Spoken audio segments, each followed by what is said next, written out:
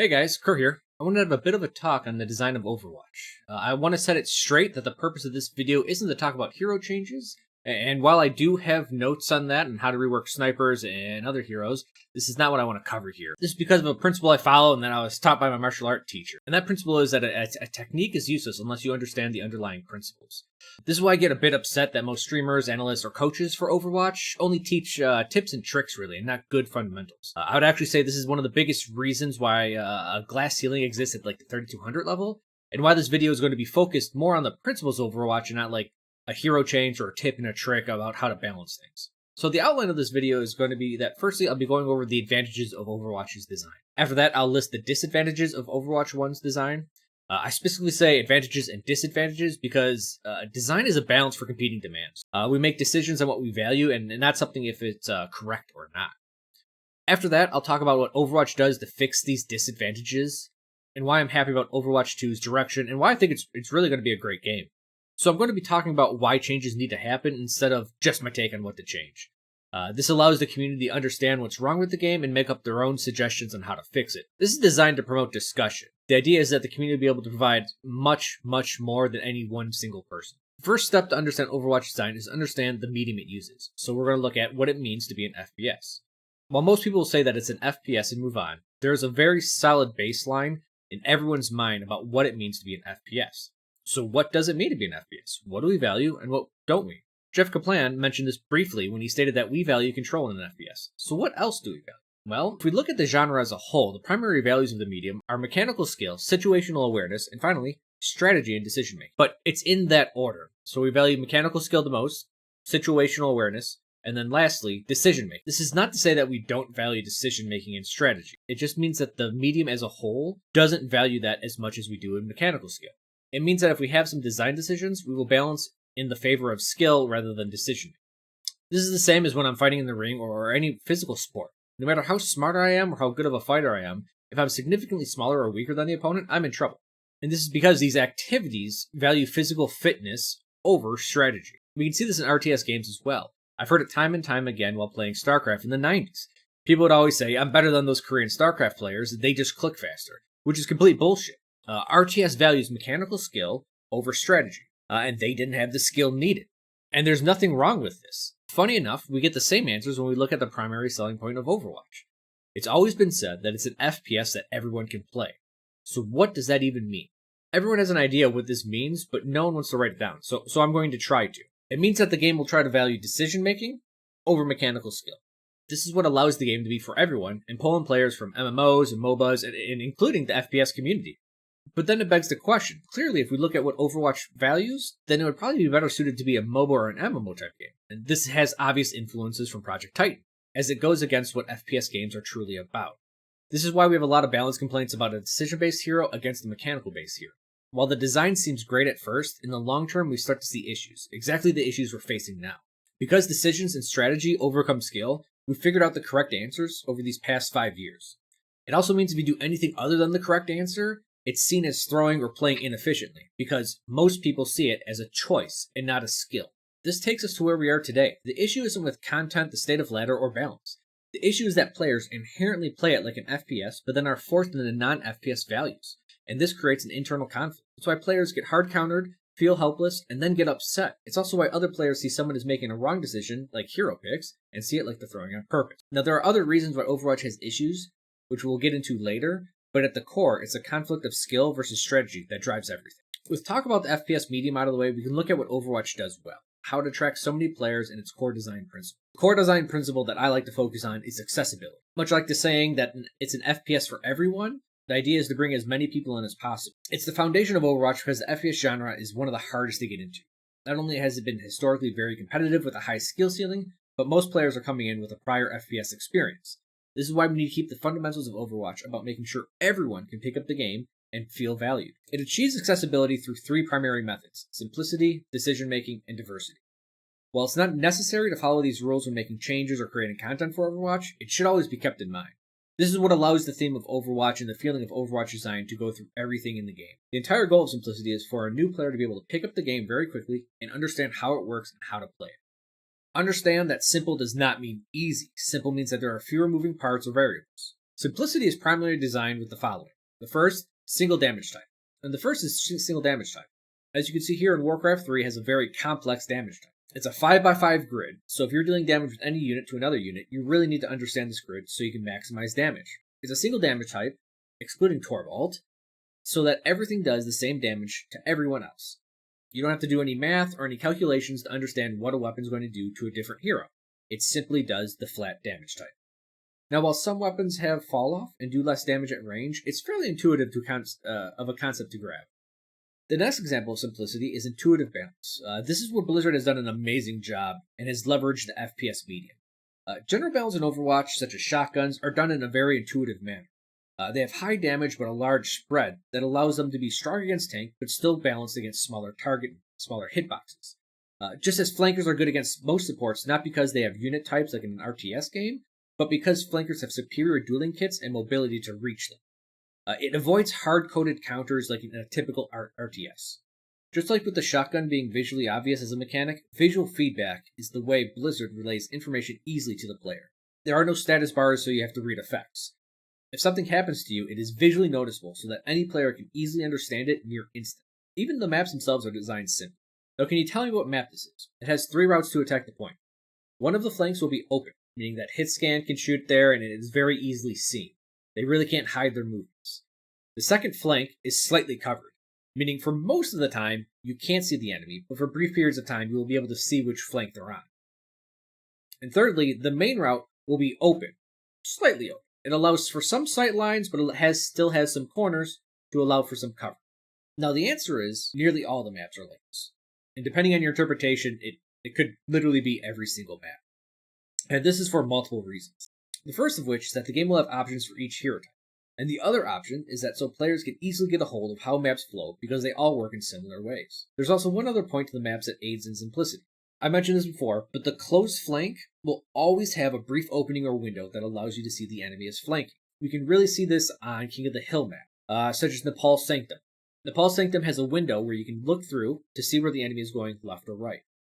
You'll see this with all Overwatch maps, and is even here talked about in the 5v5 Overwatch 2 showcase. Yeah, we try to. We're very intentional with the way we do flanking routes, and we try to make it so that at least one team, like the team, can be aware of people that are coming on a flank, and we usually don't try to let you get all the way around behind the defense without having some way of knowing that it's coming or having the offense earning something like that. Mm-hmm. And we think this one's fair. We've gone back and forth on this a lot. There's been 30 different variations of this route.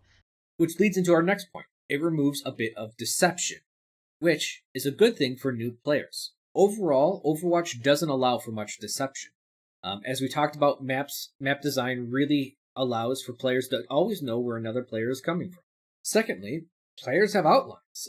You will always see them, and you'll be able to clearly identify them at range. This is great for new players, because nothing sneaky can really happen. Lastly, we have the tab screen, which after a brief period of time, will show the enemy composition even when they swap heroes, so that you're always ready for what they got. The last example of simplicity is that all heroes are primarily a single-purpose hero. Heroes are designed around an idea or two. In some cases, they're designed around a weapon or two. They can't do much more than what they were designed to do. This makes it very obvious what the enemy team is trying to do when they see their lineup. This allows a player to pick a hero and start doing what they should be doing because they can't do anything else. Overall, the design of Overwatch is very flat. Heroes are made to serve an answer. If the situation comes up that your hero doesn't apply to, then the idea is just to pick a new one. There is no economy and no systems like items to use this economy. In the same token, there is no experience, levels, talents in the game. This removes any external idea like builds to the game. Overall, it has very few moving parts, and that's so it doesn't matter when you pick a hero in Overwatch. It's always the same hero, even if it's 1 or 10 minutes into the game. The next topic for accessibility is decision-making. I'll define decision-making as anything that prioritizes strategy over mechanical skill.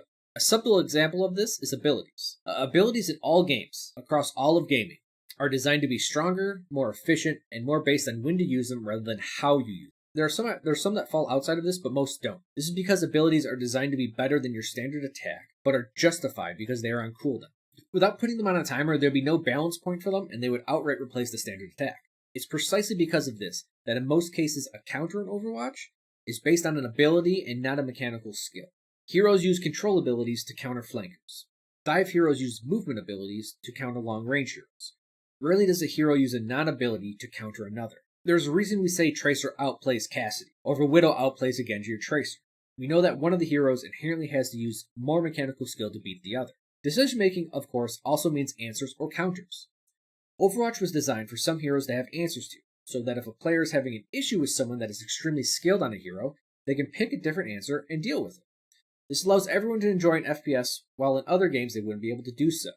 It also allows for specialists to exist, but with the clear and obvious answers keeps them in check. Lastly, I would consider the teamwork required in Overwatch to fall under decision making. My reasons for this is that teamwork in Overwatch is more along the lines of team dependency. If you have 2 teams with equal mechanical skill, but one with better teamwork, then the team with the lower teamwork has a low chance for them to win. There is no way to outskill teamwork in Overwatch, and it's driven to the point that some heroes are rendered useless because of it. While teamwork does take a tremendous amount of skill, I would not consider it a core value of the FPS genre that we discussed before.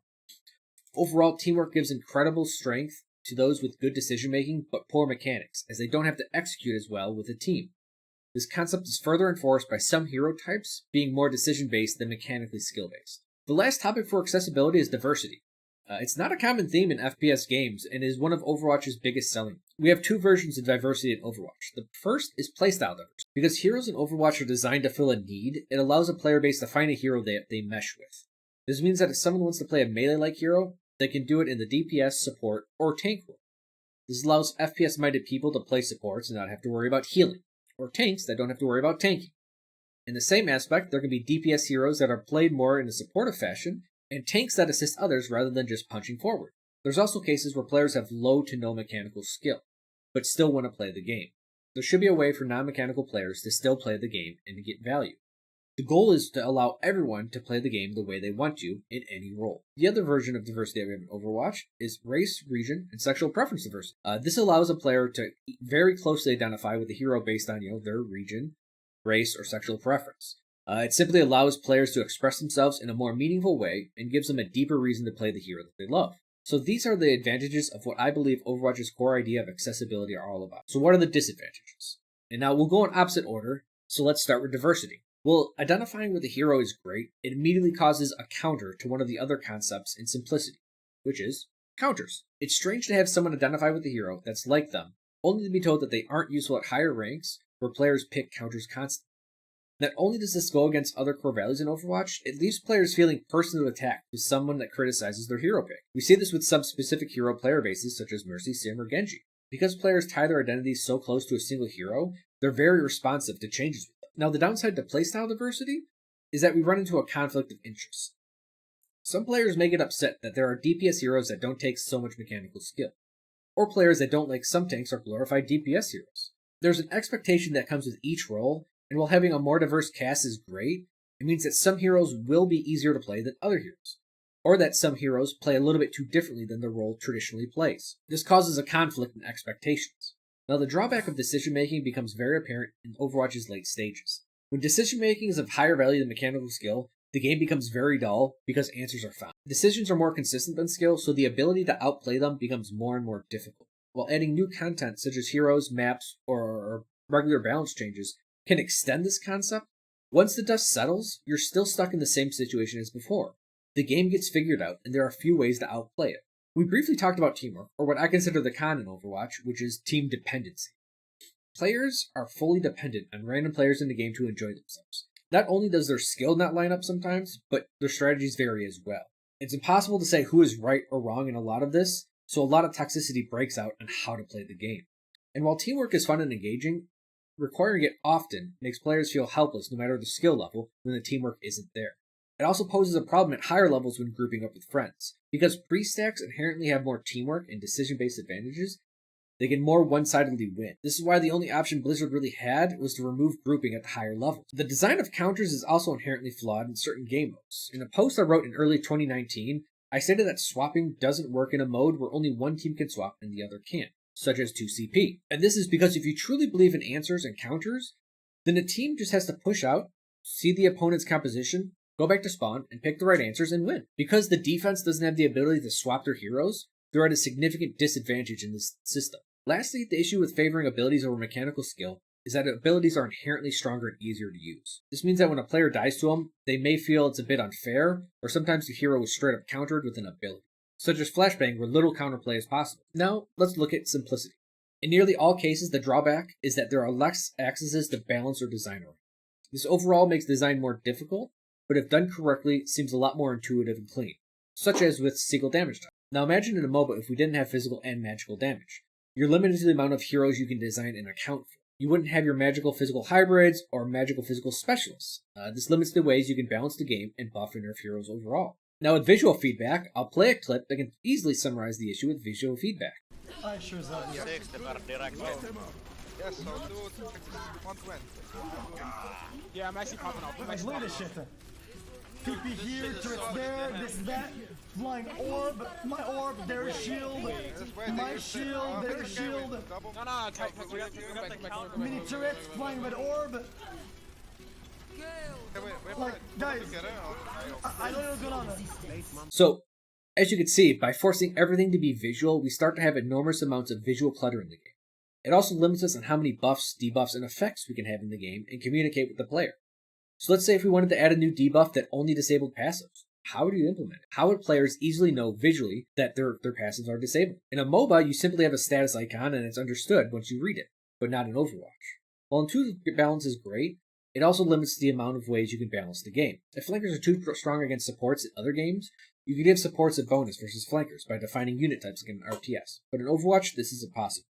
You need to find a very clever way to deal with them so they are weaker against one or two heroes, but still retain power against the rest of the cast. While this is possible if the developers are good enough, it does make it a bit more tricky. So how does Overwatch 2 solve most of the cons to the game currently? Jeff Kaplan prepped us for this by saying they were redefining the sequel.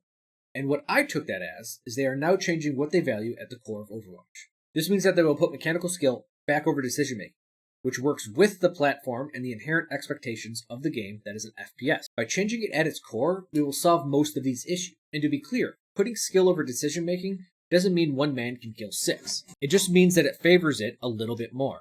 Players need the ability to skill their way out of more problems. But counterplay should be done with mechanical skill and movement and not decision making and abilities. While Blizzard has stated they are leaning towards individual impact, the real evidence comes from this forum post. You can see this post from Andy B, the community manager, that they're really looking at mobility heroes because they're looking to take away control in the game. What this tells me is that they're looking at removing hard counters and allowing all heroes to play against others. In short, they're increasing counterplay through skill. I don't know how far they'll take this concept, but if they do this to all heroes, we're going to be in a very good spot. Firstly, by having more individual impact, you'd lower the amount of teamwork from team dependency to teamwork. This doesn't mean they're at the point of removing teamwork. Remember, 2 bullets will always be better than 1. This means people can start stacking in a large group again because skilled but non-group players have a fighting chance against pre-made groups. It also solves a diversity problem. Now, players who identify with the hero are no longer punished for it at higher SRs, as their hero is more viable on all maps, composition, and SR level. Niche heroes are becoming more general and have been since the start of Overwatch. It appears that they are continuing this trend by removing the flawed specialist design and allowing for more options overall. To the same extent, answers are less obvious now, and players can now play into their weaknesses better. This allows for skilled players to show how skilled they are and rewards innovation and mastery. What this does is it causes players to sink more time into the game than before.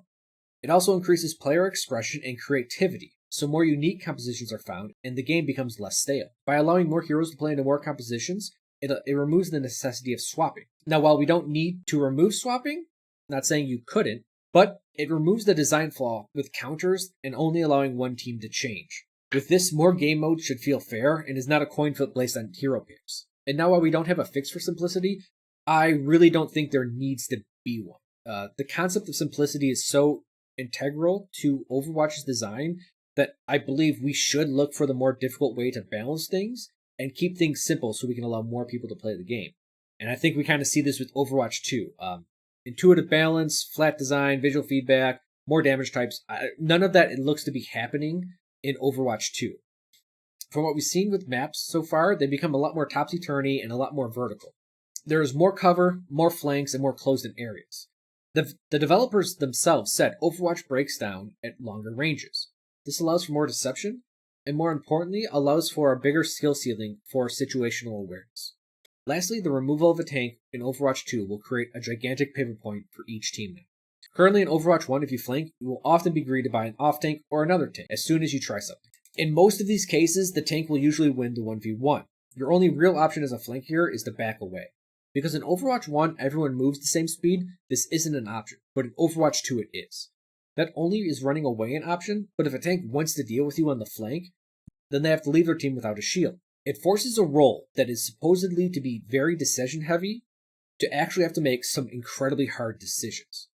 Sure, you'll be getting shot at more, but it's an FPS and we already get shot at now. Losing a tank isn't going to make that much of a difference. This makes map design matter so much more and makes flanking a viable strategy. Some will say that flanking will be too strong, but currently in a competitive environment, flanking is always nearly a bad decision. But in Overwatch 2, it looks like it's going to be on more equal ground. Other points about Overwatch 2 is that it should fix queue times by removing a hero. Now, removing a hero, you lose 2 players per game, so queue times are a bit quicker. Tank is obviously the longest queue, and by only having 1 tank, we increase queue times significantly. But most importantly, especially for the desirability of tanks, by removing a hero, you actually remove damage in Overwatch. I don't think it's understood right now that the average DPS in Overwatch is 100 DPS for every single hero. That means if all 6 heroes are shooting at you, then you're taking 600 damage a second without headshots or any damage boost. This is really why tanks melt. It's not any one hero or class or role that's responsible. The only way to remove some of this damage is to remove a hero. This should make tanks last a lot longer, and it should just increase the overall time to kill, making the game much more fun. Most importantly, it shows that Blizzard is going to make whatever changes are necessary to make this game be the best game it can be. They have to get rid of this mentality to balance. Community was all over us about dive. You have to do something about it.